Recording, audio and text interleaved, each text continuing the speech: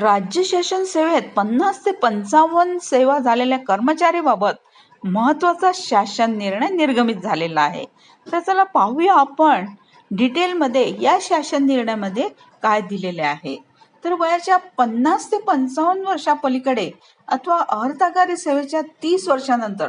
सेवेचे पुनर्विलोकन व अभिवेदन करण्यासाठी समितीचे गठन करण्याबाबत सामान्य प्रशासन विभागामार्फत दिनांक 14/7/2026 रोजी महत्वपूर्ण शासन निर्णय निर्गमित करण्यात आलेला आहे. आता सदर निर्णयानुसार नमूद करण्यात आले आहे की मान्य राज्यपालांचे सचिव कार्यालय व मान्य राज्यपालांचे परिवार प्रबंधक कार्यालय या कार्यालयातील अधिकारी गट अ राजपत्रित व गट ब राजपत्रित यांच्या वयाच्या 50 ते 55 वर्षापलीकडे अथवा अर्धकारी सेवेच्या 30 वर्षानंतर सेवेचे पुनर्विलोकन करण्यासाठी पुनर्विलोकन समिती व सेवा पुनर्विलोकनानंतर मुदतपूर्व सेवानिवृत्तीच्या निर्णयाविरुद्धच्या अभिवेदनावर